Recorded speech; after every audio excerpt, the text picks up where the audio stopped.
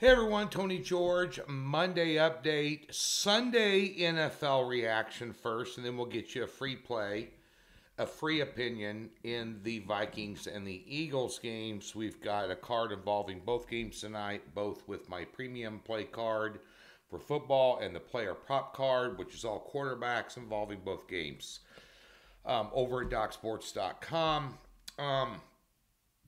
Wow. Wow. That's my reaction from Sunday. My reaction from the previous Sunday, week one. Wow.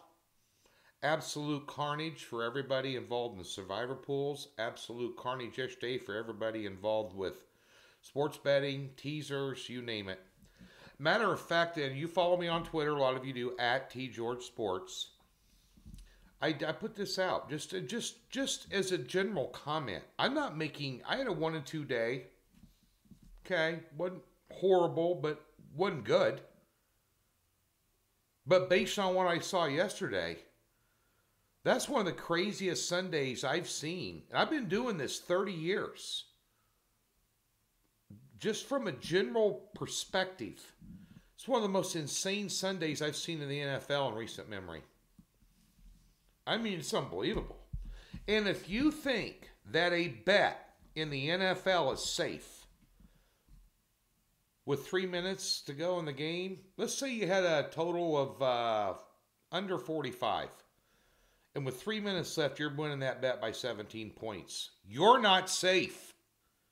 You're not safe in the NFL till that clock strikes 0 and that ref goes, game over. Because if there's 3 seconds left in an NFL football game, you are at risk. And you found that out yesterday. Rams, Ravens, Browns, your free play on the Raiders. Wow. The only game that went according to script as far as I was concerned, and I told you this in the opening line report last week, I told you this in the podcast with Doug Upstone. The Green Bay Packers were going to blow them out. That was one of my premium plays. Then you had a scenario where, let's talk about why Frank Reich still has a job today. I haven't seen anything that said he got fired yet. He should be. That was the Indianapolis Colts yesterday.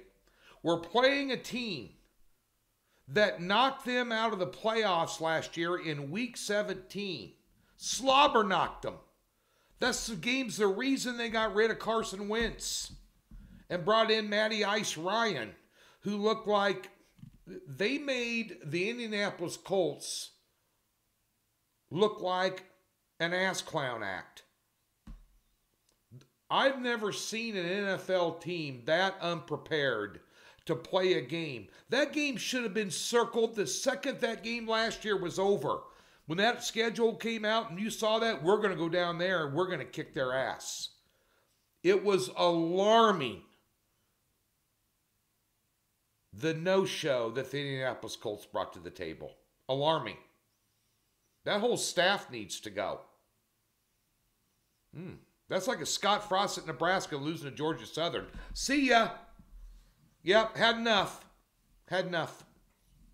Just saying. Did I have a little money on the Colts yesterday? You goddamn right I did. Ouch. How about the Bucks and the Saints?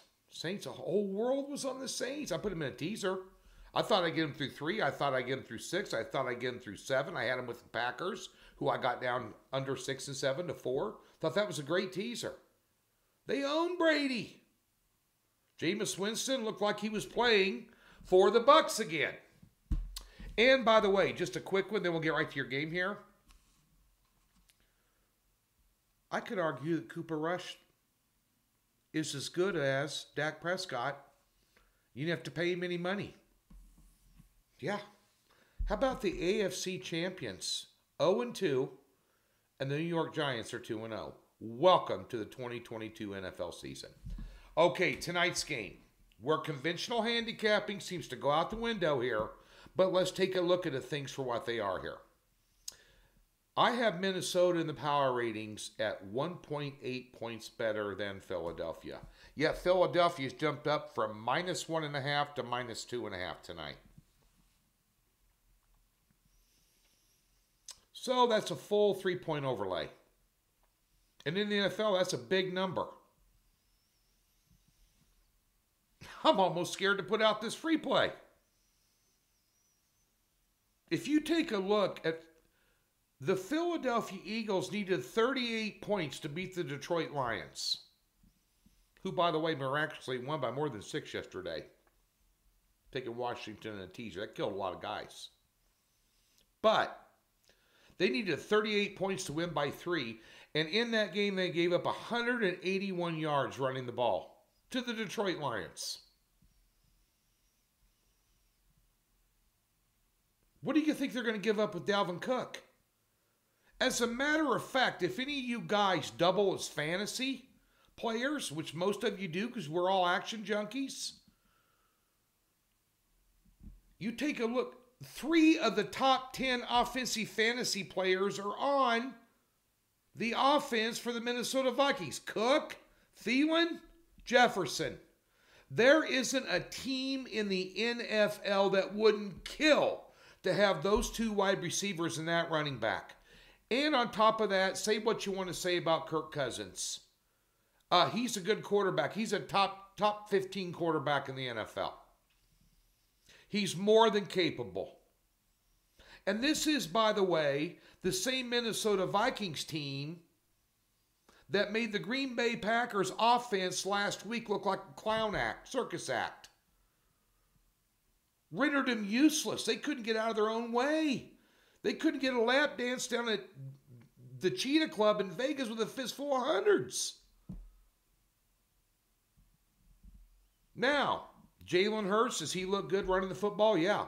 As a matter of fact, he ran the ball 17 times last week, which was 6th most in the NFL of any player with rushing attempts. He was 6th with 17 rushes. Now, is Minnesota going to stop that? No. But they're going to concentrate on it, and they're going to try and contain it. Because the Eagles, show me something. I think the Vikings are for real this year. I'm going to take the 2.5 points with the Vikings. Over at the website tonight, doubleheader, we got a total, and we have a teaser play involving both games, and we have a player prop card tonight as well involving quarterbacks in both games. And very quickly, WNBA. Season is over. Tip of the hat to the Las Vegas Aces, but an even bigger tip of the hat to Tim Fines, my WNBA handicapper. This year in the WNBA season, and I don't care who's blowing what smoke up your butt, it's very difficult to go 60% or higher for a season, including the postseason, in any sport anywhere, even if you're only putting out 20 picks for the whole season. 63% plus 67 units plus about $5,500 to the good for this season, and we ended with a winner on the Las Vegas Aces. And great job by my good collaboration there with my Atlantic City connection. It's successful. He'll be back to help me out with a little bit in college basketball this year. And we appreciate your 2022 WNBA business. Congratulations to the hometown team, the Las Vegas Aces.